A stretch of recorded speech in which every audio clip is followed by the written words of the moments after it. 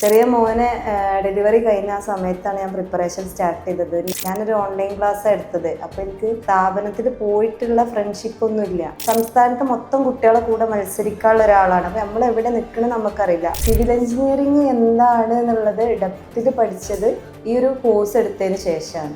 സിവിലിയൻസിൻ്റെ PYQ question answers സ്ഥിരമായിട്ട് ചെയ്യും, അറിയാത്തത് റൗണ്ട് ചെയ്യും. ഫ്രണ്ട്സിൻ്റെ പ്രത്യേകത എന്ന് വെച്ചാൽ, എൻ്റെ പേര് ജുബിന, എൻ്റെ വീട് മലപ്പുറം. കാലിക്കറ്റ് ഗവൺമെൻറ് എഞ്ചിനീയറിംഗ് കോളേജിൽ 2016 പാസ് ഔട്ടാണ്.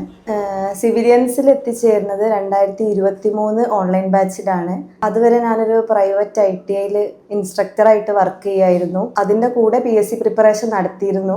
പിന്നെ എനിക്ക് മനസ്സിലായി ഇപ്പോഴത്തെ കോമ്പറ്റീഷൻ ഒന്നും കൂടി ടൈറ്റാണ്. അങ്ങനെ ഇരിക്കുന്ന സമയത്താണ് ഞാൻ സിവിലിയൻസിൻ്റെ ഒരു പരസ്യം കണ്ടത്. ഒരു AE എക്സാം 1 മന്ത് എക്സ്റ്റെൻഡ് ചെയ്തപ്പോൾ അവർ ആ കോഴ്സ് 1 മന്തിന് ചെറിയൊരു തുകക്ക് ക്ലാസ് അവൈലബിൾ ആയി കിട്ടി. അപ്പോഴാണ് എനിക്ക് ഈ സിവിലിയൻസിൻ്റെ ക്ലാസ്സിൻ്റെ ഒരു ഗുണം മനസ്സിലായത്. അത്രയും ഡീറ്റെയിൽഡ് ആയിട്ടാണ് ക്ലാസ്, അത്രയും കൺസെപ്റ്റ് ഓറിയൻറ്റഡ് ആയിട്ടുള്ള ക്ലാസ് ആയിരുന്നു. അപ്പോൾ എനിക്ക് വളരെയധികം ഇഷ്ടമായി.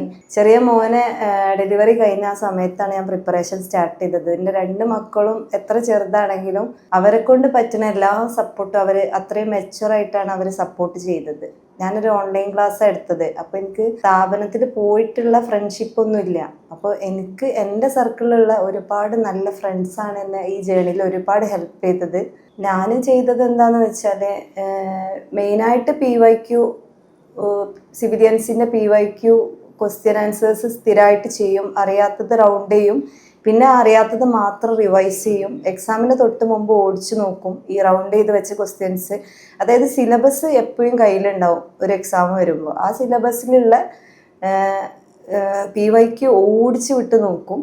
ഒരു സംസ്ഥാനത്ത് മൊത്തം കുട്ടികളെ കൂടെ മത്സരിക്കാനുള്ള ഒരാളാണ്. അപ്പോൾ നമ്മൾ എവിടെ നിൽക്കണം നമുക്കറിയില്ല. അപ്പോൾ നമ്മൾ ഇങ്ങനെ മാക്സിമം ഇമ്പ്രൂവ് ചെയ്തിട്ടാണ് ഈ ഒരു വിജയത്തിലേക്ക് എത്താൻ പറ്റിയത്. സിവിലിയൻസ് എക്സാം അടുപ്പിച്ച് യൂട്യൂബിലൊക്കെ റഷ് അവർ ക്ലാസ് ഇടാറുണ്ട്. വളരെ യൂസ്ഫുള്ളാണ് അത് ഞാൻ സാധാരണ ജോലിയൊക്കെ ചെയ്തുകൊണ്ടിരിക്കുന്ന സമയത്ത് ഹെഡ്സെറ്റ് വെച്ചിട്ടും അങ്ങനെയൊക്കെ കേട്ടിട്ട് കംപ്ലീറ്റ് ആക്കാറുണ്ട്. അത് വളരെ യൂസ്ഫുള്ളായിരുന്നു.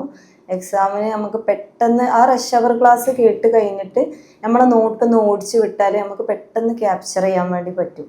ഞാൻ ആക്ച്വലി പ്രിപ്പയർ ചെയ്തിരുന്നത് ജൂനിയർ ഇൻസ്ട്രക്ടർ ഡ്രാഫ്റ്റ്സ്മാൻ സിവിൽ എന്ന പോസ്റ്റിനായിരുന്നു. അതിന് വേണ്ടിയിട്ട് ഞാൻ അത്രയും ഹാർഡ് വർക്ക് ചെയ്തിരുന്നു.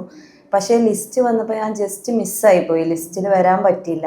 അന്ന് എനിക്ക് വളരെ സങ്കടമായി. ഞാനിത് ഡ്രോപ്പ് ചെയ്യണം എന്നുള്ള ഒരു വക്കിലെത്തി നിൽക്കുന്ന സമയത്ത് എന്നെ സപ്പോർട്ട് ചെയ്ത കുറച്ച് ഫ്രണ്ട്സ് ഉണ്ട്. അതായത് നമുക്കൊരു ബിലീവ് തന്നു, നിനക്കത് എന്തായാലും കിട്ടും, പറ്റും. ഒരു പ്രൈവറ്റ് സെക്ടറിൽ വർക്ക് ചെയ്യുമ്പോഴാണ് നമുക്ക് ഒരു അതിൻ്റെ കുറേ ലിമിറ്റേഷൻസും കുറേ കാര്യങ്ങൾ നമുക്ക് മനസ്സിലാവുക.